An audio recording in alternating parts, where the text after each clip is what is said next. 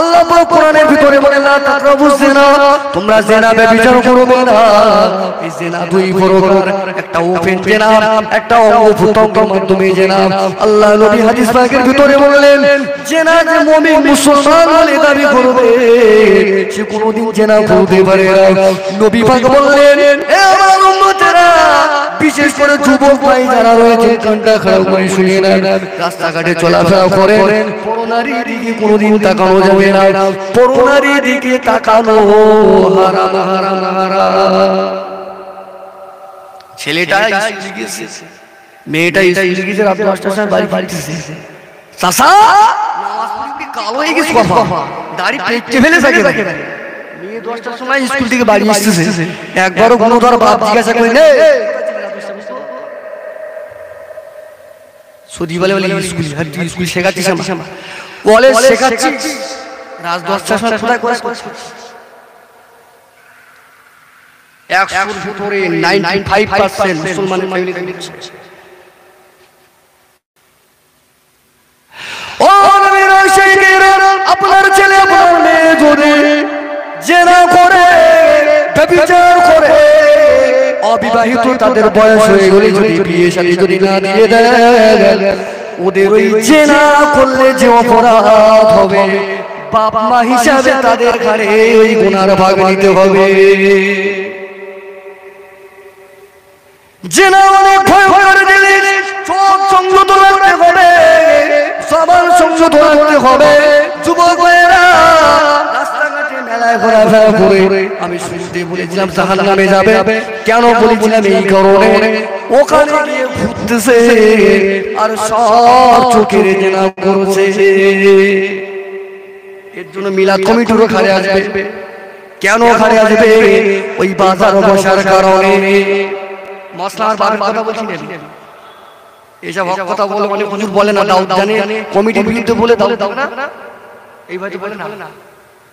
সরফুর জাফর থেকে আমার দাউদ দরকার নেই, বল্লিগো আল্লি ওয়ালা আয়া, তুমি যেটা জানো সেটা ওদের কাছে পৌঁছে দাও। সুযোগ পেয়েছে একটু বলছি। নবীর আশিকেরা, নবী পাকের দেওয়ানারা, জিনা বড় মারাত্মক জিনিস, জিনা থেকে বাঁচতে হবে। আমাদের ঘরে ছেলে মেয়েদেরকে বাঁচাতে হবে, না এদেরকে পর্দা করাতে হবে।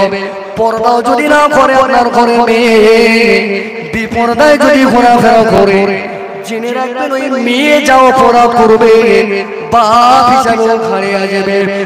নামাজ পড়লো কি হবে, মেয়ের পাপের ভাগ ঘরে আসবে। উনি কিছু নামাজ পড়ছি মরিয়ে যাবো, ইমাম সাহেব দোয়া করে দেবে, তরকারি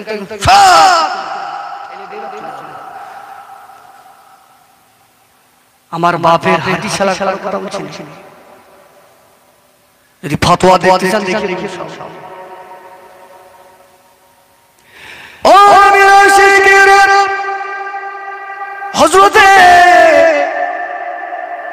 আল্লাহর রাসূল ইমামে গাজ্জালী রাহমাতুল্লাহ আলাইহি ছাত্র জীবনে হুজুর আমার প্রতিদিন নাস্তা দিয়ে উনি মাদ্রাসাতে যেতেন।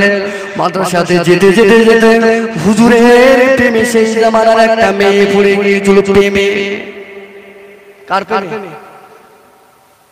তারিখ থেকে বলছি, ইমামে গাজ্জালী রাহমাতুল্লাহ আলাইহি জবরদস্ত একজন আলেম এবং আল্লাহর ওলি।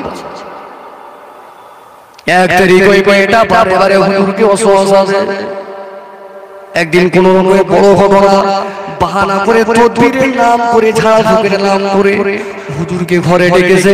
হুজুর আমার নিষ্পাপ মনে কোনো কাদা নাই, ওই মহিলাটার ঘরে ঢুকলেন। যখনই ঢুকলেন ওই মহিলাটার সঙ্গে সঙ্গে ঘরে দরওয়াজা লাগিয়ে দিলেন। হুজুর বললেন কি ব্যাপার, দরওয়াজা লাগাও কেন?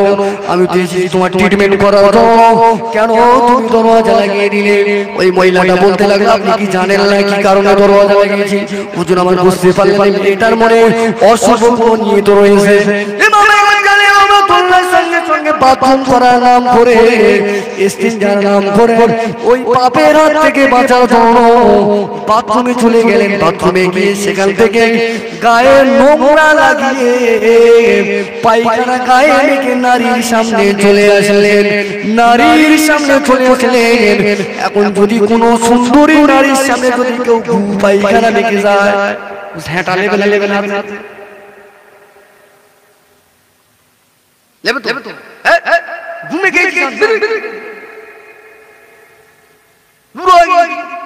এখন হুজুর আমার পায়খানা মেখেছে, কারণ মহিলাটা তো নিয়ত খারাপ। হুজুর পায়খানা পেশাব নাম করে ওই কে সেরে যাইয়েছে আগে বেরো বেরো। হুজুর বাইরে বার হওয়ার সঙ্গে সঙ্গে বললেন আলহামদুলিল্লাহ, সুবহানাল্লাহ। কেন আলহামদুলিল্লাহ বললেন? হুজুর এটাই বোঝাতে চেয়েছেন এই জগতের যুবক পুরুষেরা, জিনা এমন খতরনাক জিনিস, এত বড় সুযোগও যদি তোমার সামনে আসে, আমি ইমামে গাজ্জালি ওই জিনার হাত থেকে বাঁচার জন্য প্রয়োজনে যদি তোমাকে পায়খানাও মারতে হয়, তুমি পায়খানা মারো, তবু জিনা তুমি করো না।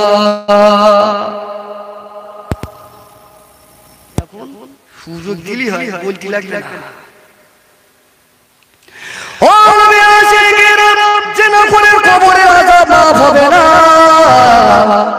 কাবার ইমাম যদি এসে ওর কবরে দাঁড়িয়ে দাঁড়িয়ে দাঁড়িয়ে দাঁড়িয়ে দাঁড়িয়ে যদি দোয়া করে, আর যদি 5টা গরু খাইয়ে যদি দোয়া করে, খোদার কসম করে বলি এই জিনা করার কারণে ওর কবরের আযাব মাফ হবে না। কোথায় আছে ইমামে গাজ্জালি রাহমাতুল্লাহ আলাইহি? হুজুর আমার গুটি গুটি পায়ে পায়ে ভিতরে চলে গেলেন।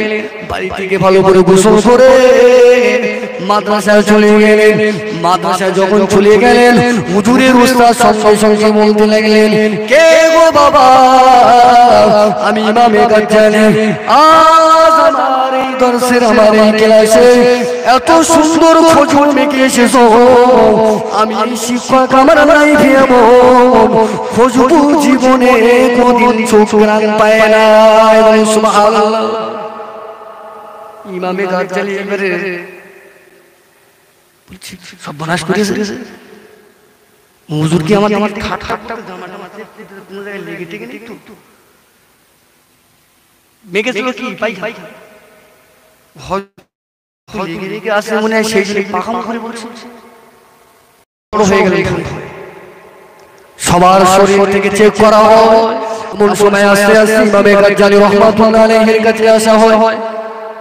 দেখা যায় কি ওই সুখেরা হযরতের ইমামে গাজ্জালি রাহমাতুল্লাহ আলাইহির হুজুরের শরীর থেকে বার হয়। সুবহানাল্লাহ। হুজুরকে বুকে জড়িয়ে ধরে ধরে এবারে শিক্ষক কাঁদে, বলে বাবা এই সুন্দর সুখেরা তুমি কোথায় পেয়েছো বলো বলো। এমন সুন্দর সুখেরা আমি তোমার শিক্ষক আমি জীবনে পাই নাই। ওই সময়ে নানা শিক্ষকের সঙ্গে ইমামে গাজ্জালি ছিলেন। এবং শিক্ষকরে গোটা ঘটনা পিছনের যে ঘটনা বললাম ওটাই খুলে বললেন। খুলে বলার পরে শিক্ষক ওনাকে কাছে জড়িয়ে টেনে নিয়ে বললেন, বাবা আল্লাহর ভয়ে, জাহান্নামের ভয়ে, কবরের ভয়ে আজকে তুমি ইমানটাকে বাঁচানোর জন্য তুমি যে গায়ে নোংরা মেখেছো, এই নোংরাটা দুনিয়ার মানুষের চোখের সামনে নোংরা হলেও ওই নোংরার পরিবর্তে আমার আল্লাহ তুমি পাপের কাছ থেকে নিজেকে বাঁচাতে পেরেছো বলে নোংরাটা সুখের আনে আমার আল্লাহ বানিয়ে দিলে। সুবহানাল্লাহ। কি জিন্দেগি গঠন করেছে! এই মানসিকতা আমাদের মাথায় নিতে হবে।